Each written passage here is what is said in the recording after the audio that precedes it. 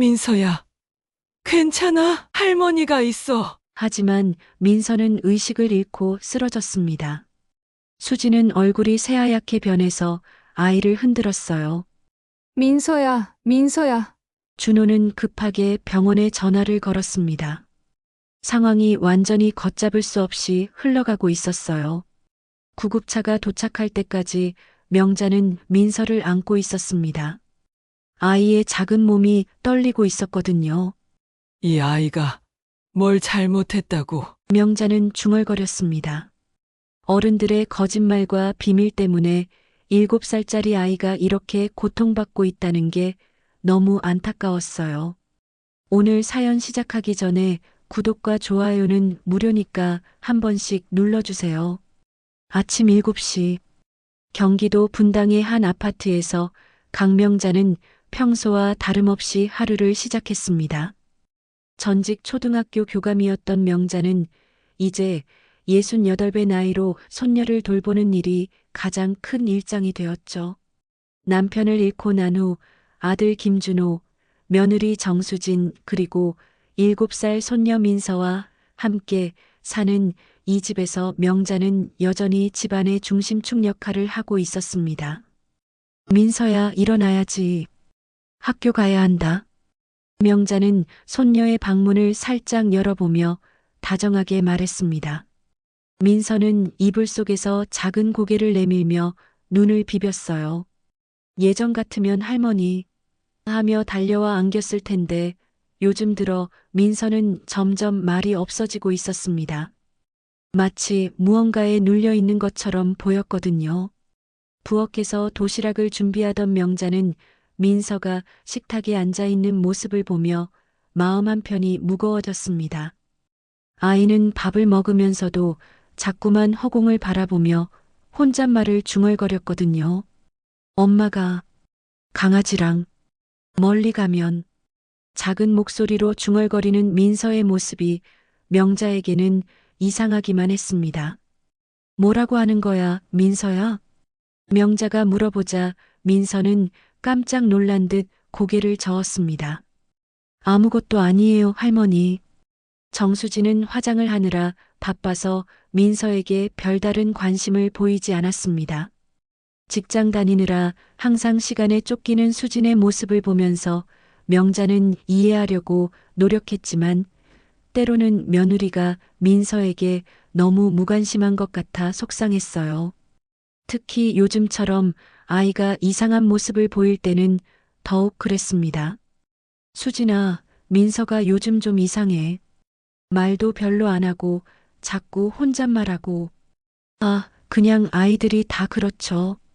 커가면서 내성적으로 변하는 거예요. 수진의 대답은 너무 간단했습니다. 명자는 뭔가 더 묻고 싶었지만 수진이 이미 서둘러 나갈 준비를 하고 있어서 더 이상 말하지 못했어요. 하지만 마음 한편으로는 수진의 태도가 너무 무덤덤하다는 생각이 들었습니다. 민서를 학교에 데려다 주는 길에 명자는 아이의 작은 손을 잡고 천천히 걸었습니다.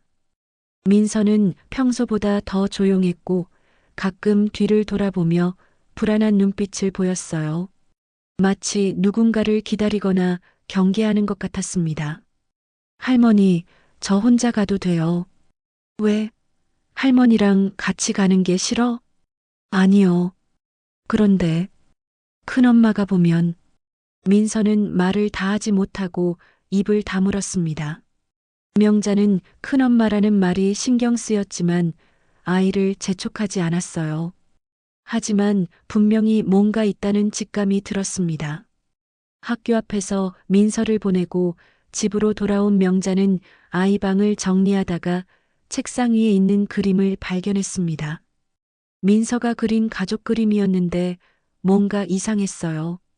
보통 아이들이 그리는 가족 그림에는 아빠, 엄마, 자신, 그리고 할머니가 나오는데 민서의 그림에는 엄마가 없었습니다. 대신 낯선 여자와 강아지가 함께 그려져 있었어요. 그 여자는 수진과 비슷하게 생겼지만 뭔가 달랐습니다. 머리 모양도 다르고 옷차림도 달랐죠. 그리고 그 여자 옆에는 작은 강아지 한 마리가 그려져 있었는데 집에서 키우는 강아지는 없었거든요. 명자는 그림을 자세히 들여다보며 고개를 갸우뚱했습니다. 민서에게 물어보고 싶었지만 아이가 요즘 예민해져 있어서 함부로 추궁하기도 어려웠어요. 하지만 이 그림 속에 분명히 어떤 의미가 숨어 있을 거라는 생각이 들었습니다.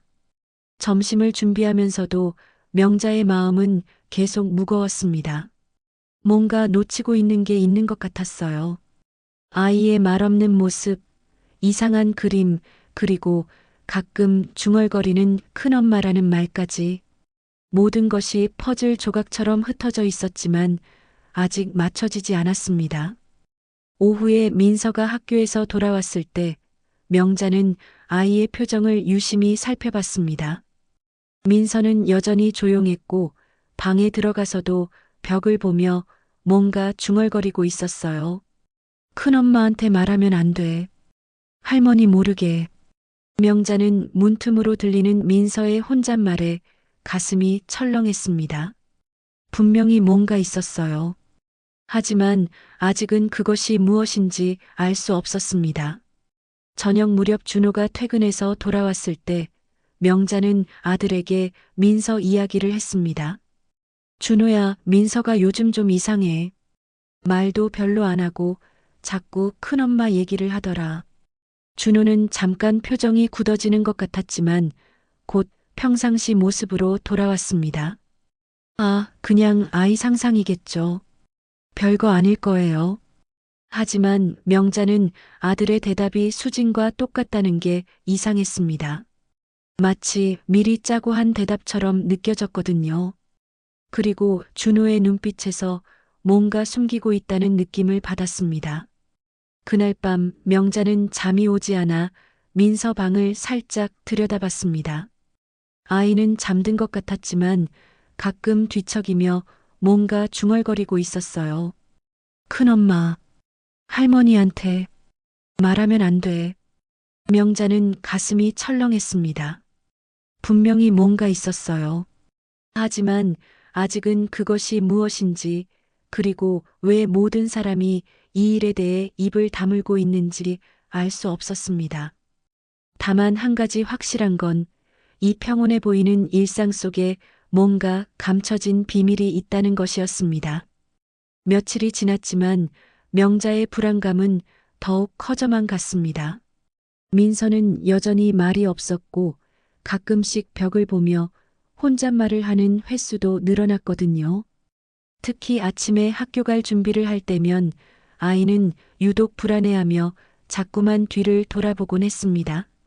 그날도 평상시와 다름없이 민서를 학교에 보내고 집안일을 하고 있던 명자에게 갑작스럽게 전화가 걸려왔습니다. 학교에서였죠. 혹시 김민서 할머니세요? 네, 맞습니다. 무슨 일이세요? 민서가 운동장에서 갑자기 쓰러졌어요. 지금 의식은 있는데 병원으로 데려가는 게 좋을 것 같습니다. 명자는 손에 들고 있던 걸레를 바닥에 떨어뜨렸습니다. 가슴이 철렁 내려앉으면서 온몸에 힘이 빠졌어요. 설마 했던 일이 결국 벌어지고 만 것입니다. 지금 어디 계세요? 바로 갈게요. 명자는 서둘러 외투를 걸치고 집을 나섰습니다. 택시를 타고 학교로 향하는 동안 마음은 천갈래 만갈래로 찢어지는 것 같았어요. 평소에도 이상하던 민서가 결국 쓰러지고 말았구나 싶어서 자책감이 밀려왔습니다. 학교 보건실에 도착했을 때 민서는 침대에 누워 있었습니다. 얼굴이 창백했고 눈가에는 눈물 자국이 말라붙어 있었어요. 명자를 보자 민서는 작은 목소리로 말했습니다. 할머니, 무서웠어요. 괜찮아, 민서야. 할머니가 왔어. 이제 괜찮다. 보건 선생님은 명자에게 상황을 자세히 설명해 주었어요. 체육 시간에 아이들이 운동장에서 뛰어놀고 있을 때 민서가 갑자기 주저앉더니 숨을 제대로 쉬지 못하고 쓰러졌다는 것이었습니다. 처음에는 단순히 넘어진 줄 알았는데 아이가 계속 헉헉거리면서 안 돼, 안 돼라고 중얼거리더라고요. 명자는 민서를 안고 곧바로 병원으로 향했습니다. 응급실에서 의사의 진료를 받는 동안 명자의 마음은 조마조마했어요. 의사는 민서를 자세히 진찰한 후 명자에게 설명했습니다. 검사 결과를 보면 신체적으로는 특별한 이상이 없습니다. 다만 과호흡성 발작 증상이 있었고 이는 주로 심리적 스트레스가 원인입니다. 명자는 어리둥절했습니다. 7살짜리 아이가 무슨 스트레스를 받을 일이 있다는 건지 이해할 수 없었거든요. 아이가 무언가에 대해 심한 불안감이나 공포감을 느끼고 있는 것 같습니다. 집에서 특별한 변화가 있었나요? 명자는 민서의 최근 모습들을 떠올렸습니다. 말이 없어진 것, 혼잣말을 하는 것, 그리고 큰엄마라는 말을 자꾸 하는 것까지. 일단 오늘은 푹 쉬게 하시고 며칠 더 지켜보세요. 만약 이런 증상이 계속되면 소아정신과 상담을 받아보시는 것도 좋겠습니다. 병실에서 링거를 맡고 있던 민서가 갑자기 몸을 뒤척이며 중얼거렸습니다. 큰엄마 오지 말랬는데. 할머니, 가지 마요. 또 혼날 거예요. 명자는 귀를 의심했습니다. 민서가 분명히 큰엄마라고 말했고 혼난다는 표현까지 썼거든요. 민서야, 큰엄마가 뭐야? 큰엄마가 누구지? 하지만 민서는 고개를 돌리며 더 이상 말하지 않았습니다. 명자는 답답한 마음에 수진에게 전화를 걸었어요. 수진아, 민서가 병원에 있어. 학교에서 쓰러졌다고 해서 응급실에 와 있어. 네. 뭐라고요? 지금 어디 계세요? 바로 갈게요. 수진이 병원에 도착했을 때 민서는 잠들어 있었습니다. 수진은 아이의 이마를 만져보며 걱정스러운 표정을 지었지만 명자의 눈에는 뭔가 어색해 보였어요. 의사가 뭐라고 하던가요? 스트레스 때문이래.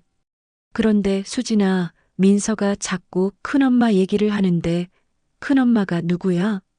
명자의 질문에 수진의 얼굴이 순간 굳어졌습니다. 하지만 곧 자연스러운 표정으로 돌아왔어요. 아마 학원 선생님일 거예요. 요즘 학원에서 나이 많은 선생님을 큰엄마라고 부르잖아요. 수진의 대답은 그럴듯했지만 명자는 뭔가 석연치 않았습니다. 그런데 왜 큰엄마가 오면 안 된다고 하는 거야? 그리고 할머니 보고 가지 말라고 하고. 아이가 아픈데 정신이 좀 없었나 봐요. 별로 신경 쓰지 마세요. 수지는 계속해서 회피하려고 했습니다. 하지만 명자의 불안감은 오히려 더 커졌어요. 집으로 돌아온 후에도 민서는 여전히 조용했습니다. 저녁을 먹으면서도 아이는 자꾸만 수진의 눈치를 보았어요. 준호가 퇴근해서 돌아와 민서가 쓰러진 이야기를 들었을 때도 반응이 이상했습니다. 병원에서 뭐라고 하던가? 스트레스 때문이래. 그런데 민서가 자꾸 큰엄마 얘기를 해서 준호와 수진이 서로 의미심장한 눈빛을 주고받는 것을 명자는 놓치지 않았습니다. 분명히 이 둘이 뭔가를 숨기고 있다는 확신이 들었어요. 그날 밤 민서를 재우면서 명자는 아이에게 조심스럽게 물어봤습니다. 민서야, 큰엄마가 누구야? 할머니한테 말해줄 수 있어? 민서는 잠깐 망설이다가 작은 목소리로 대답했습니다. 엄마 닮은 사람이에요. 그런데 엄마 아니에요. 명자는 가슴이 두근거렸습니다. 엄마를 닮았지만 엄마가 아닌 사람이라니 도대체 누구를 말하는 걸까요? 그 사람이 민서한테 뭐라고 했어? 할머니한테 말하면 안 된다고 했어요. 민서의 말에 명자는 충격을 받았습니다. 누군가가 7살짜리 아이에게 비밀을 강요하고 있었던 것입니다. 분명히 뭔가 큰 일이 벌어지고 있었고 그 중심에는 민서가 말하는 큰엄마라는 존재가 있었습니다. 명자는 민서가 쓰러진 다음 날부터 더욱 예민하게 아이의 행동을 관찰했습니다. 아침에 학교에 갈 때 민서는 유독 불안해했고 하원 시간이 다가오면 왜인지 모르게 초조해하는 모습을 보였거든요. 특히 학원에 가는 날이면 더욱 그랬습니다. 할머니, 오늘은 혼자 갈게요. 민서가 학원 가방을 메고 현관에 서서 말했을 때 명자는 뭔가 이상함을 느꼈습니다. 평소에는 할머니와 함께 가기를 좋아했던 아이가 갑자기 혼자 가겠다고 하다니요. 왜? 할머니랑 같이 가자. 안 돼요. 큰엄마가. 아니, 그냥 혼자 갈래요. 민서는 말을 흐리며 서둘러 나가려고 했습니다. 하지만 명자는 아이를 붙잡았어요. 민서야, 큰엄마가 뭐라고 했어? 아무것도 아니에요. 늦어요, 할머니.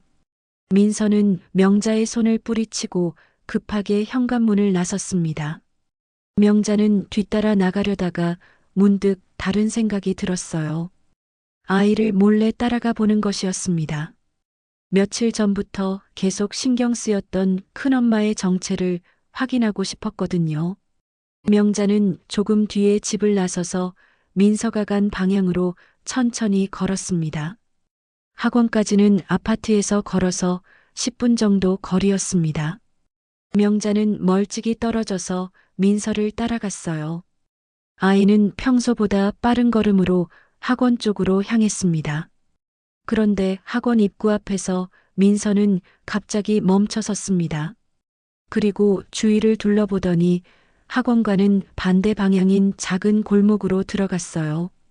명자는 가슴이 두근거렸습니다. 명자는 더욱 조심스럽게 골목 입구까지 다가갔습니다. 그리고 모퉁이에서 살짝 고개를 내밀어 안을 들여다봤어요. 그 순간 명자는 눈을 의심했습니다. 골목 안에서 낯선 여인이 민서를 기다리고 있었거든요. 그런데 그 여자의 모습이 너무나 익숙했습니다. 수진과 똑같이 생겼어요. 아니, 정확히는 수진과 너무 닮았지만 뭔가 달랐습니다. 머리 스타일도 다르고 옷차림도 달랐어요. 그리고 그 여자 발밑에는 작은 강아지 한 마리가 앉아 있었습니다. 큰엄마 왔다. 민서는 그 여자를 보자마자 환하게 웃으며 달려갔습니다. 명자는 그 모습에 충격을 받았어요. 요즘 집에서는 웃는 모습을 거의 보지 못했던 민서가 그렇게 밝게 웃고 있었거든요. 그 여자는 민서를 안아주며 다정하게 말했습니다. 우리 민서, 오늘도 왔구나. 할머니는 안 따라왔지? 네, 혼자 왔어요. 큰엄마가 말한 대로요. 명자는 가슴이 철렁했습니다. 그 여자가 민서에게 할머니 몰래 오라고 했다는 것이었거든요. 그래, 잘했어. 우리만의 비밀이야, 그렇지? 그 여자는 민서의 머리를 쓰다듬으며 말했습니다. 명자는 급하게 휴대폰을 꺼내서 그들의 모습을 몰래 사진으로 찍었어요. 큰엄마, 오늘은 뭐 할 거예요? 강아지랑 놀고 맛있는 것도 먹자. 그런데 민서야, 할머니나 엄마한테는 절대 말하면 안 돼. 네, 알아요. 그런데 큰엄마, 정말 엄마가 나쁜 사람이에요? 민서의 질문에 그 여자는 잠깐 망설이는 것 같았습니다. 그건 민서가 좀 더 크면 알게 될 거야. 명자는 더 이상 듣고 있을 수 없었습니다. 누군가가 자신의 손녀에게 그런 말을 하고 있다는 게 믿을 수 없었거든요. 그 여자와 민서는 강아지와 함께 골목을 나와서 근처 공원으로 갔습니다. 명자는 멀찍이 떨어져서 계속 따라갔어요. 공원에서 그들은 1시간 정도 함께 시간을 보냈습니다. 민서는 정말 즐거워 보였습니다. 강아지와 놀고 그 여자와 이야기하면서 계속 웃고 있었어요. 하지만 명자의 마음은 편하지 않았습니다. 시간이 되자 그 여자는 민서를 학원 앞까지 데려다 주었습니다. 민서야, 다음에 또 만나자. 그리고 기억해, 우리만의 비밀이야. 네, 큰엄마. 또 와요. 민서가 학원으로 들어간 후 그 여자는 강아지와 함께 반대 방향으로 사라졌습니다. 명자는 급하게 집으로 돌아가서 찍어둔 사진을 자세히 살펴봤어요. 사진 속의 여자는 정말 수진과 똑같이 생겼습니다. 하지만 분명히 수진이 아니었어요. 수진은 지금쯤 회사에 있을 시간이었거든요. 명자는 고민 끝에 준호에게 사진을 보냈습니다. 그리고 전화를 걸었어요. 준호야, 사진 봤어? 네, 봤는데. 이게 뭐죠? 준호의 목소리가 떨리고 있었습니다. 명자는 확신했어요. 준호가 이 여자를 안다는 것을. 민서가 말하는 큰엄마야. 수진이랑 똑같이 생겼더라. 도대체 이 사람이 누구야? 전화 너머로 한동안 침묵이 흘렀습니다. 어머니, 집에 가서 얘기할게요. 아니야, 지금 말해. 내가 민서 따라가서 직접 봤어. 명자의 목소리가 높아졌습니다. 어머니, 제발. 집에서 얘기해요. 그럼 지금 당장 집에 와. 수진이도 불러. 명자는 전화를 끊었습니다.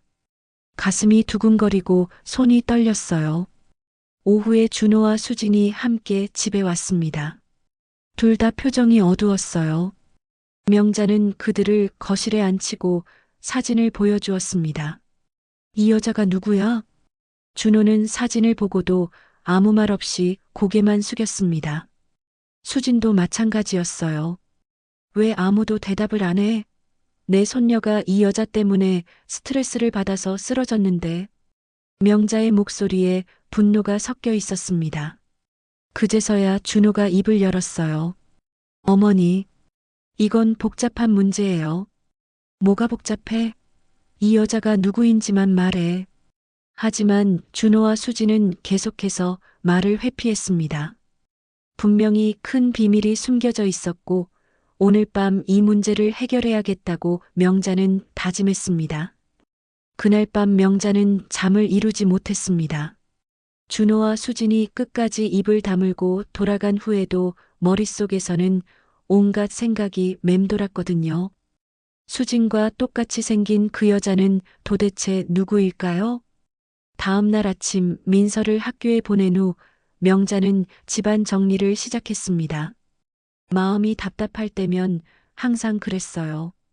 손을 움직이면서 머리를 정리하는 것이었습니다. 준호방 서랍을 정리하다가 명자의 손이 멈췄습니다. 서랍 맨 아래쪽에서 오래된 종이봉투 하나가 나왔거든요. 봉투는 먼지가 많이 쌓여 있었고 마치 오랫동안 숨겨져 있었던 것 같았습니다. 명자는 호기심에 봉투를 열어봤습니다. 그런데 그 안에 든 내용물을 보고 온몸이 얼어붙었어요. 유전자 검사 결과지였습니다. 그것도 2장이나 되었어요.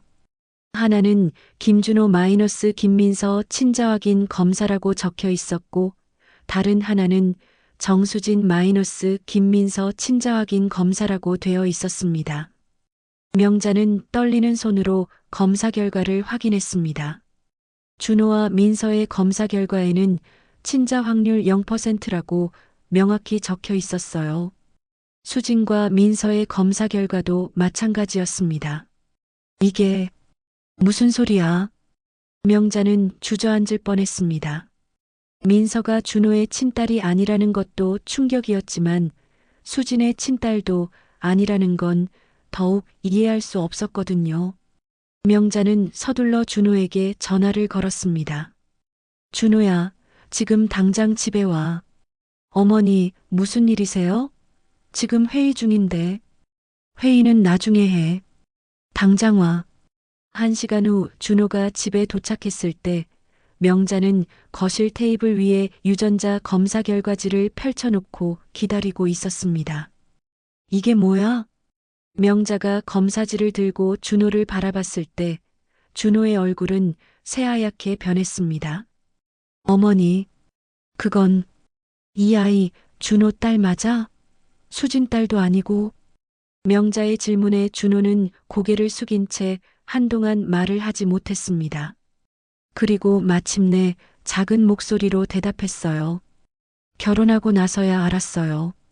민서가 내 아이가 아니라는 걸. 하지만 그냥 키우고 싶었어요. 뭐라고?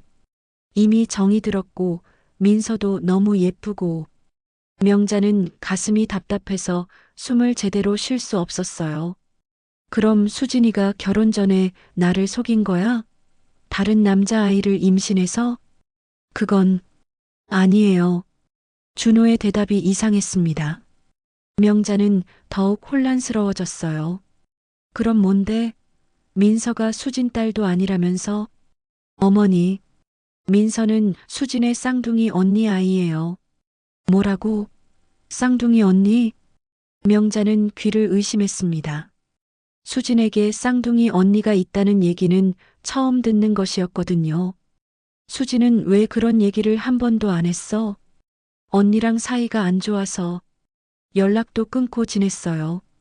그런데 결혼하기 직전에 갑자기 나타났어요. 임신한 상태로. 그래서 언니가 아이를 낳고 나서 키울 수 없다고 했어요. 그래서 수진이가 자신이 키우겠다고 했어요. 수진이가 언니 아이를 키우겠다고? 네. 처음에는 입양하는 줄 알았어요. 그런데 결혼한 후에 알고 보니 수진이가 저한테 거짓말을 한 거예요. 자신이 민서를 낳았다고. 명자는 머리가 어지러웠습니다. 상황이 너무 복잡해서 정리가 되지 않았거든요. 그럼 지금까지 수진이가 민서 친엄마인 줄 알고 살았다는 얘기야? 네. 저도 속았어요. 유전자 검사를 해보고 나서야 알았어요. 언제? 작년에. 민서가 아팠을 때 혈액형 검사를 하는데 뭔가 이상해서 명자는 가슴이 답답해서 의자에 주저앉았습니다. 그럼 어제 본 그 여자가 수진의 쌍둥이 언니예요. 이름은 수아. 민서의 친엄마죠. 모든 퍼즐이 맞춰지기 시작했습니다. 민서가 그린 그림 속의 낯선 여자, 큰엄마라고 부르는 사람, 그리고 엄마를 닮았지만 엄마가 아닌 사람이라고 한 말까지. 그 여자가 언제부터 민서를 만나고 있었어? 몇 달 전부터인 것 같아요. 민서가 이상하게 행동하기 시작한 게. 왜 말 안 했어? 내가 그렇게 걱정하고 있었는데. 어떻게 말해요? 민서가 내 친딸이 아니고 수진도 친엄마가 아니라고. 그리고 진짜 엄마가 나타났다고. 준호도 목소리를 높였습니다. 수진은 알고 있어? 언니가 나타난 건 알고 있어요. 하지만 민서를 만나고 있는 건 아마 모를 거예요. 그럼 그 여자가 민서한테 엄마가 나쁜 사람이라고 말한 게 아마 수진을 말하는 것 같아요. 언니가 보기에는 수진이 자신의 아이를 빼앗은 거니까. 그때 현관문이 열리는 소리가 들렸습니다. 민서가 학교에서 돌아온 것이었어요. 명자와 준호는 서둘러 검사지를 치웠지만 거실의 무거운 분위기는 숨길 수 없었습니다. 할머니, 아빠 왜 왔어요? 민서가 가방을 내려놓으며 물었습니다. 명자는 아이를 보며 마음이 아팠어요. 민서야, 할머니가 물어볼 게 있어. 명자는 아이를 무릎에 앉히고 조심스럽게 말했습니다. 큰엄마가 민서 친엄마라고 했어? 민서는 잠깐 주저하더니 작은 목소리로 대답했습니다. 네. 그런데 비밀이래요. 명자는 가슴이 터질 것 같았습니다. 7살짜리 아이가 이런 무거운 비밀을 혼자 감당하고 있었던 것입니다. 민서가 친엄마의 존재를 알고 있다는 사실에 명자는 충격을 받았습니다. 아이를 방에 보낸 후 명자는 준호에게 더 자세한 이야기를 들어야겠다고 생각했어요. 준호야, 수진 언니가 왜 갑자기 나타난 거야? 그리고 왜 지금까지 민서를 만나고 있는 거고? 언니가, 수아가 민서를 데려가겠다고 해요. 자신이 친엄마라면서요. 준호의 말에 명자는 가슴이 철렁했습니다. 데려간다고? 지금까지 키운 우리한테서? 네. 몇 달 전부터 연락이 와서 처음에는 그냥 한번 보고 싶다고 했는데 이제는 아예 데려가겠다고 하고 있어요. 명자는 답답한 마음에 고개를 저었습니다. 그럼 수진이는 뭐라고 해? 수진이는 절대 안 된다고 하죠. 자신이 키웠으니까 자신이 엄마라고. 그때 현관문이 열리면서 수진이 퇴근해서 들어왔습니다. 거실의 분위기를 본 수진은 뭔가 심상치 않다는 것을 직감했어요. 무슨 일이에요? 명자는 수진을 바라보며 차분하게 말했습니다. 수진아, 앉아봐. 우리 이야기 좀 하자. 수진은 불안한 표정으로 소파에 앉았습니다. 명자는 유전자 검사지를 다시 꺼내서 테이블에 놓았어요. 이게 뭔지 알아? 수진의 얼굴이 순간 창백해졌습니다. 뭔지 잘 모르겠는데요. 민서가 준호 딸이 아니라는 검사 결과야. 그리고 수진이 너 딸도 아니고. 명자의 말에 수진은 더 이상 부인할 수 없다는 것을 깨달았습니다. 수진아, 이제 다 말해. 민서가 당신 언니 딸이라는 것도 알고 있어. 수진은 깊은 한숨을 내쉬었습니다. 그리고 떨리는 목소리로 말하기 시작했어요. 어머니, 죄송해요. 왜 그랬는지가 중요해. 명자는 화를 참으며 말했습니다. 수진은 눈물을 글썽이며 이야기를 시작했어요. 언니, 수아는 어릴 때부터 문제가 많았어요.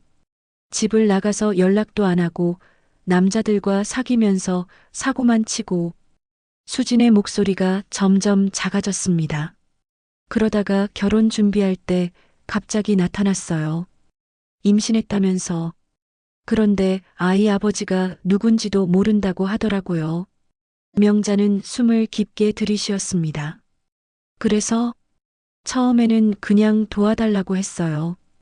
병원비며 생활비며. 그런데 아이를 낳고 나서는 키울 수 없다고 하면서 저한테 맡기고 사라졌어요.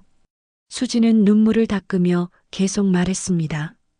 저는 그냥 도와주는 거라고 생각했어요. 언니가 정신 차리고 돌아올 때까지만. 그런데 왜 준호한테 거짓말을 했어? 결혼 전에 그런 얘기를 하면 결혼이 안 될 것 같았어요. 그래서 일단 제가 낳았다고 했는데 시간이 지나면서 말하기가 더 어려워졌어요. 명자는 듣고 있다가 무겁게 입을 열었습니다. 그럼 처음부터 끝까지 다 거짓말이었던 거네? 죄송해요. 정말 죄송해요. 수진이 울기 시작했습니다. 그때 명자는 문득 생각나는 게 있었습니다. 잠깐, 그럼 결혼식 때. 명자는 서둘러 방으로 들어가서 오래된 결혼식 영상을 꺼내왔습니다. 몇 년 전 영상이라 화질은 좋지 않았지만 명자는 꼼꼼히 들여다봤어요. 신부 대기실 장면에서 명자의 손이 멈췄습니다. 수진과 똑같이 생긴 여자가 화면에 나왔거든요. 그 여자는 수진 옆에서 웃고 있었고 배가 불룩했습니다. 이 여자가 수아야? 명자가 화면을 가리키며 물었을 때 수진은 고개를 끄덕였습니다. 네. 결혼식 때 왔었어요. 임신한 상태로. 그럼 그때 이미 민서를 임신하고 있었다는 얘기네. 네. 명자는 영상을 계속 봤습니다. 신부 대기실에서 수진과 수아가 무언가 심각하게 이야기하는 모습도 보였어요. 여기서 뭘 이야기하고 있는 거야? 언니가 아이를 맡아달라고 하고 있었어요. 그때는 일시적인 거라고 생각했는데. 그리고 나서 언니는 어디 갔어? 모르겠어요. 연락도 안 됐고. 그러다가 몇 달 전에 갑자기 나타났어요. 명자는 영상을 끄고 수진을 바라봤습니다. 몇 달 전에 나타나서 뭐라고 했어? 민서를 데려가겠다고. 자신이 친엄마니까 당연한 권리라고 했어요. 그래서 너 뭐라고 했고? 안 된다고 했죠. 지금까지 제가 키웠는데 갑자기 나타나서 데려간다는 게 말이 돼요? 수진의 목소리에 분노가 섞여 있었습니다. 그런데 언니가 민서를 만나고 있었다는 건 몰랐어? 전혀 몰랐어요. 설마 아이를 직접 만날 줄은. 그때 갑자기 민서 방에서 큰 소리가 났습니다. 명자는 깜짝 놀라서 민서 방으로 달려갔어요. 민서는 방문 뒤에서 어른들의 대화를 다 듣고 있었던 것 같았습니다.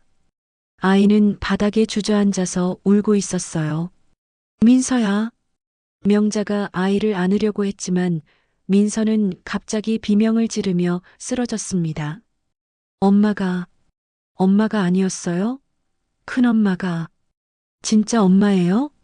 민서의 작은 목소리가 떨리고 있었습니다. 명자는 가슴이 찢어질 것 같았어요. 민서야, 괜찮아. 할머니가 있어.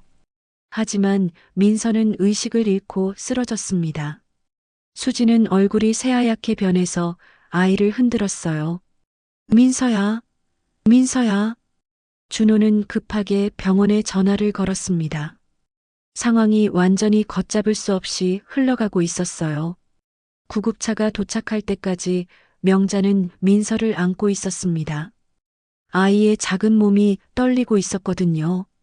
이 아이가 뭘 잘못했다고. 명자는 중얼거렸습니다.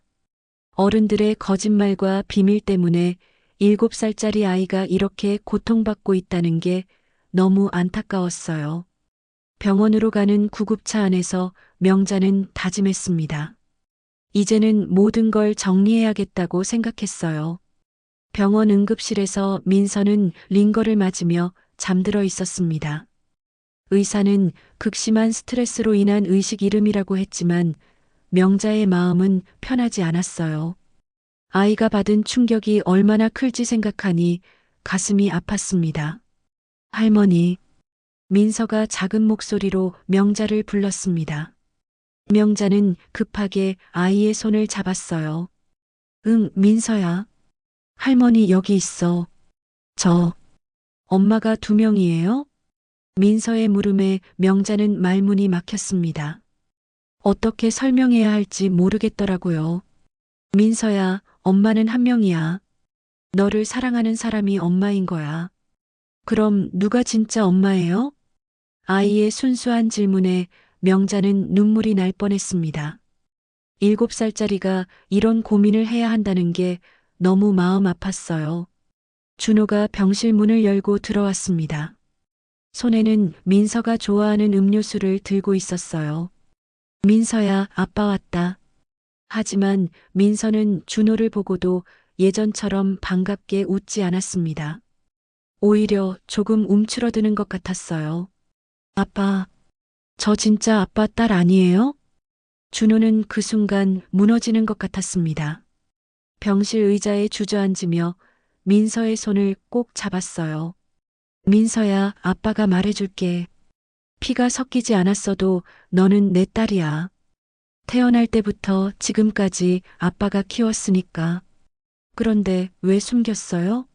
왜 거짓말했어요? 민서의 목소리에 원망이 섞여 있었습니다. 준호는 자신의 손으로 아이에게 약을 먹이며 오열했어요. 미안해, 민서야. 아빠가 잘못했어. 하지만 내가 널 키운 건 진심이었어. 지금도 앞으로도 아빠가 민서 아빠인 건 변함없어. 준호의 목소리가 떨렸습니다. 지금까지 쌓아온 모든 것이 무너지는 것 같았거든요. 그때 병실 문이 열리고 수진이 들어왔습니다. 수진의 얼굴은 울어서 퉁퉁 부어 있었어요. 민서야.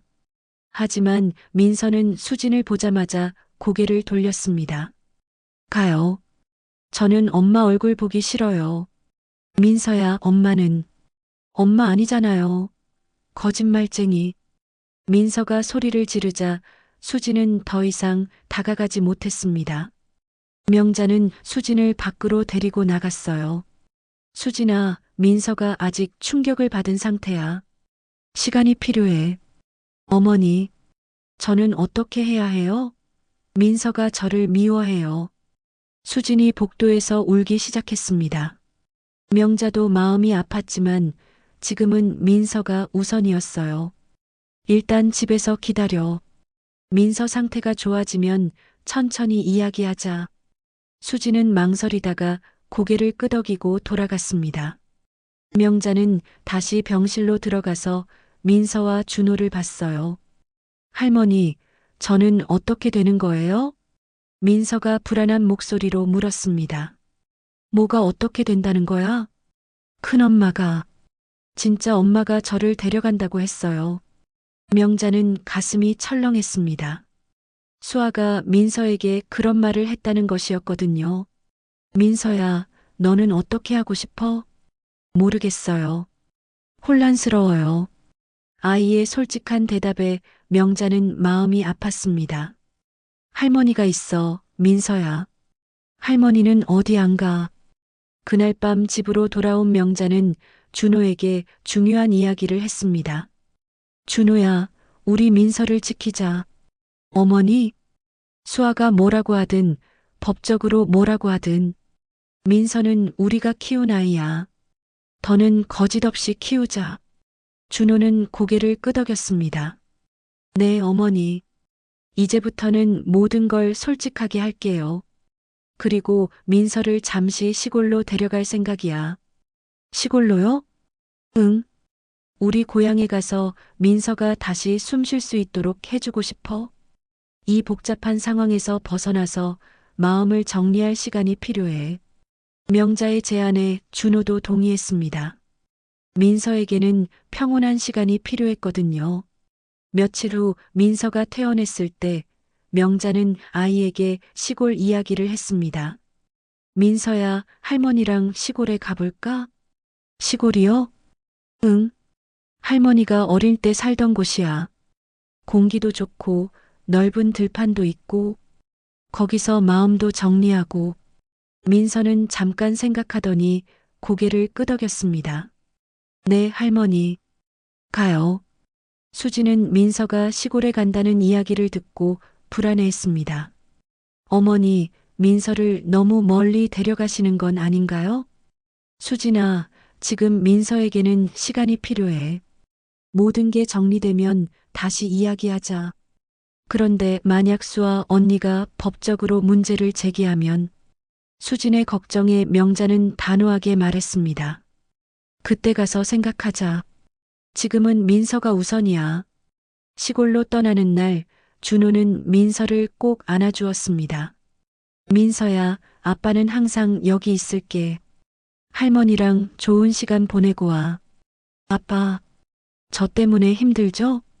민서의 질문에 준호는 고개를 저었습니다. 아니야. 아빠는 민서가 있어서 행복해. 앞으로도 계속 그럴 거야. 기차역에서 민서와 명자는 시골로 향하는 기차에 올랐습니다.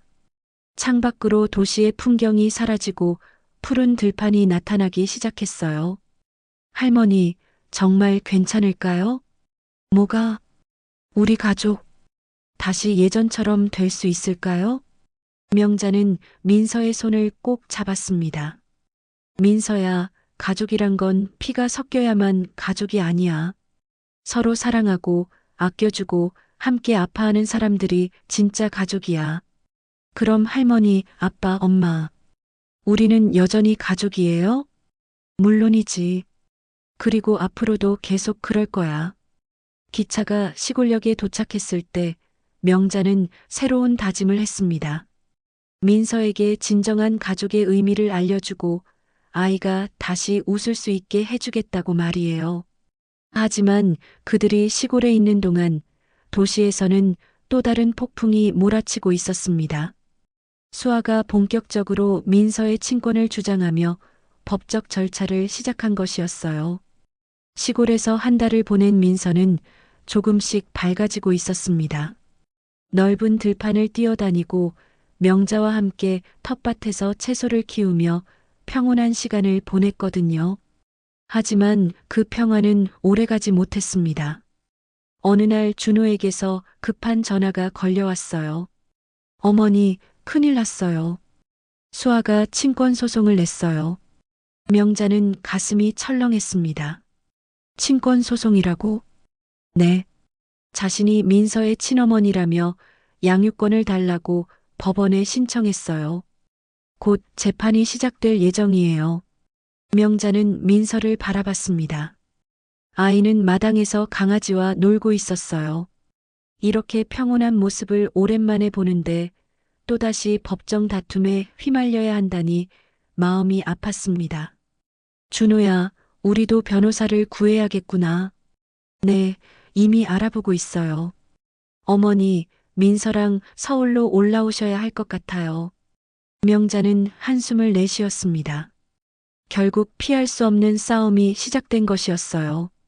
서울로 돌아온 명자와 민서를 기다리고 있던 것은 복잡한 법적 절차였습니다. 변호사는 상황을 자세히 설명해 줬어요. 수아 씨가 생물학적 모성을 근거로 친권을 주장하고 있습니다. 하지만 지금까지의 양육 관계와 아이의 의사도 중요한 판단 기준이 됩니다. 그럼 우리에게도 승산이 있다는 말씀이세요? 준호가 물었습니다.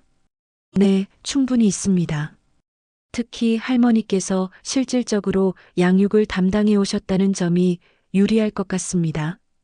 재판 당일 법정에는 긴장감이 감돌았습니다.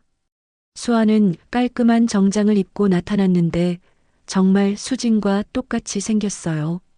하지만 표정은 차가웠습니다. 피고인 정수아 씨, 민서 양의 친권을 주장하시는 이유를 말씀해 주십시오. 재판장의 질문에 수아가 답했습니다. 민서는 제가 낳은 아이입니다. 생물학적으로 저의 딸이고 이제라도 제 손으로 키우고 싶습니다. 그렇다면 지금까지 왜 양육에 참여하지 않으셨습니까? 개인적인 사정이 있었습니다.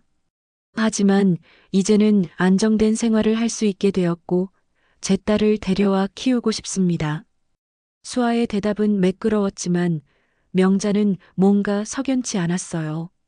이번에는 명자 측 변호사가 질문했습니다.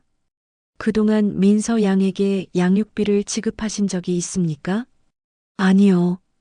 한 번이라도 아이의 안부를 물어보신 적은요? 그건 수아가 말을 망설였습니다. 지금까지 7년간 전혀 연락하지 않으시다가 갑자기 나타나서 아이를 데려가겠다고 하시는 건 아이에게 좋지 않다고 생각하지 않으십니까? 저도 나름의 준비가 필요했습니다. 재판부는 수아의 양육 태도와 기록을 확인하며 의심스러운 표정을 보였어요. 현재 민서 양을 실질적으로 양육하고 계신 분은 누구입니까? 준호가 일어났습니다. 저와 제 어머니입니다. 민서 양과의 관계는 어떻습니까? 법적으로는 양아버지이지만 민서를 태어날 때부터 친딸처럼 키웠습니다. 그때 수진이 증인으로 나왔습니다. 수진은 떨리는 목소리로 증언을 시작했어요. 저는 처음에는 언니를 도와주려고 했습니다. 언니가 아이를 키울 수 없다고 해서. 그런데 왜 친모인 척 하셨습니까? 재판장의 질문에 수진은 고개를 숙였습니다. 결혼 전에 그런 복잡한 이야기를 하면 결혼이 어려워질 것 같았어요. 그래서 제가 나왔다고 했는데 시간이 지나면서 진실을 말하기가 더 어려워졌습니다. 현재 민서 양에 대한 생각은 어떠십니까? 수진은 잠깐 눈물을 닦고 대답했습니다. 7년 동안 제가 키웠습니다. 밤새 아픈 아이를 돌보고 첫걸음을 함께 했고 첫 말을 들었습니다. 피는 섞이지 않았지만 저에게는 소중한 딸입니다. 그렇다면 친권에 대한 입장은? 수진은 깊은 숨을 들이쉬고 말했습니다. 그 아이는 제가 7년을 키웠습니다. 하지만 진짜 엄마는 지금 그 아이 옆에 있는 할머니입니다. 법정이 조용해졌습니다. 수진의 예상치 못한 대답에 모든 사람이 놀란 것 같았어요. 할머니가 민서의 진짜 엄마라는 말씀입니까? 네. 할머니께서 민서를 가장 많이 사랑하셨고 가장 헌신적으로 돌보셨습니다. 제가 직장 때문에 바쁠 때도 항상 할머니가 계셨어요. 명자는 수진의 말에 감동받았습니다.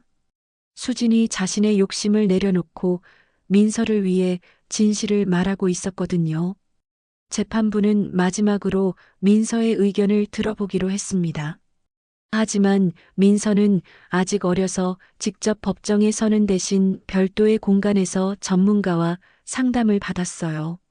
상담 결과가 발표되었습니다. 민서 양은 현재 할머니와 아버지와 함께 사는 것을 원한다고 했습니다. 생모에 대해서는 아직 혼란스러워하고 있으며 갑작스러운 환경 변화를 원하지 않는다고 합니다. 재판장은 모든 증언과 자료를 검토한 후 판결을 내렸습니다. 이 사건은 단순히 생물학적 관계만으로 판단할 수 없습니다. 아이의 최선의 이익을 고려할 때 지금까지의 양육 환경과 아이의 의사를 존중하는 것이 옳다고 판단합니다. 따라서 친권은 양아버지인 김준호 씨에게, 실질적 양육권은 할머니인 강명자 씨에게 부여합니다. 법정에서 나온 명자는 안도의 한숨을 내쉬었습니다. 수아는 불만스러운 표정으로 법정을 떠났지만 더 이상 이의를 제기하지는 않았어요. 준호는 명자에게 고마워했습니다.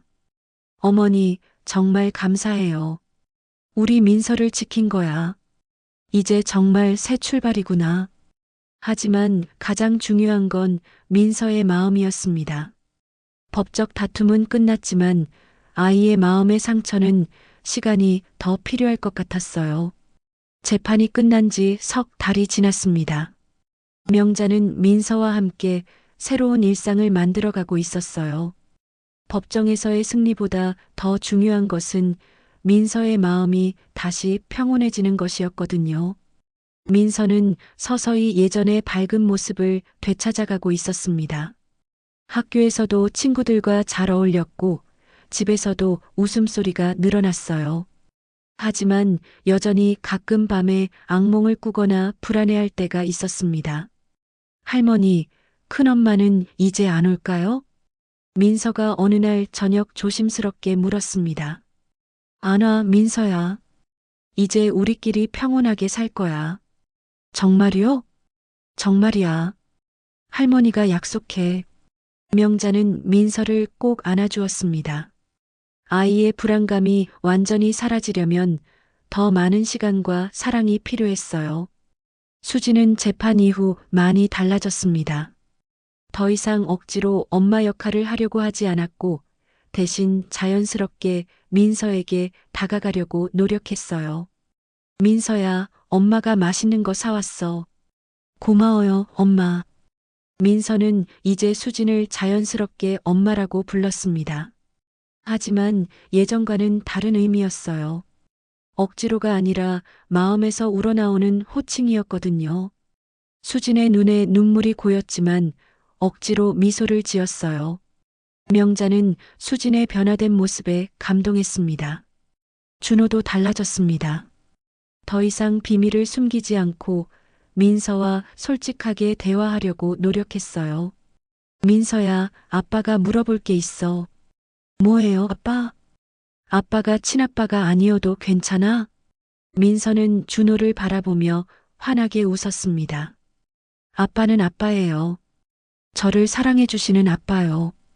준호는 민서를 꼭 안아주었습니다. 피보다 진한 사랑이 있다는 것을 다시 한번 느꼈거든요. 봄이 되었습니다. 민서의 학교에서는 발표회가 열렸어요. 명자는 민서가 피아노 연주를 한다는 소식을 듣고 설레었습니다. 발표회 당일 강당에는 많은 학부모들이 모였습니다. 명자와 준호, 수진도 함께 왔어요. 민서가 무대에 올라갔습니다. 작은 몸집이지만 당당한 모습이었어요. 하지만 피아노 연주를 시작하기 전에 민서는 마이크 앞에서 말했습니다. 안녕하세요. 저는 김민서입니다. 아이의 목소리가 강당에 울려 퍼졌습니다. 저는 엄마가 둘 있었어요. 그런데 진짜 엄마는... 명자는 가슴이 두근거렸습니다. 민서가 무슨 말을 할지 몰랐거든요. 제가 아플 때 매일 손잡아준 사람이에요. 밤새 옆에서 지켜주신 분이요. 민서는 관객석의 명자를 바라보며 환하게 웃었습니다. 그게 제 할머니예요. 할머니는 나의 엄마예요. 강당이 조용해졌다가 따뜻한 박수 소리가 울려 퍼졌습니다. 명자는 눈물을 참을 수 없었어요. 민서는 피아노 앞에 앉아서 아름다운 선율을 연주하기 시작했습니다. 엄마의 마음이라는 곡이었어요. 명자가 자주 불러주던 노래였거든요. 연주가 끝나고 민서가 무대에서 내려왔을 때 명자는 아이를 꼭 안아주었습니다. 민서야, 고마워. 할머니 사랑해요. 할머니도 민서 정말 사랑해. 그날 저녁 집으로 돌아와서 가족들은 함께 저녁을 먹었습니다. 오랜만에 모두가 함께 웃고 이야기하는 시간이었어요. 민서야, 오늘 발표 정말 잘했어. 준호가 민서의 머리를 쓰다듬으며 말했습니다. 고마워요, 아빠. 그리고 엄마도. 수진도 웃으며 대답했습니다. 민서가 행복하면 엄마도 행복해. 명자는 이 평화로운 순간을 가슴에 새겼습니다. 지난 몇 달간의 혼란과 아픔이 있었지만 결국 진정한 가족의 의미를 찾았다는 생각이 들었어요. 밤에 민서를 재우면서 명자는 아이에게 말했습니다. 민서야, 가족이 뭔지 알겠어? 네, 할머니. 서로 사랑하고 아껴주는 사람들이요. 맞아. 피가 섞였는지는 중요하지 않아. 마음으로 연결된 사람들이 진짜 가족이야. 그럼 우리는 앞으로도 계속 가족이에요? 물론이지. 영원히 가족이야. 민서는 안심한 듯 스르르 잠들었습니다. 명자는 아이의 잠든 얼굴을 바라보며 미소 지었어요. 창밖으로는 봄비가 내리고 있었습니다. 모든 것을 씻어내고 새롭게 시작하게 해주는 비 같았어요. 명자는 마음속으로 다짐했습니다. 앞으로도 민서가 행복할 수 있도록 진정한 사랑으로 아이를 지켜주겠다고 말이에요. 진짜 가족은 피가 아니라 함께 아파주고 함께 기뻐하는 사람들이라는 것을 이제 모두가 알았습니다. 그렇게 강명자와 민서, 준호, 수진의 새로운 이야기가 시작되었습니다. 거짓말과 비밀 대신 진실과 사랑으로 쌓아가는 진짜 가족의 이야기가 말이에요.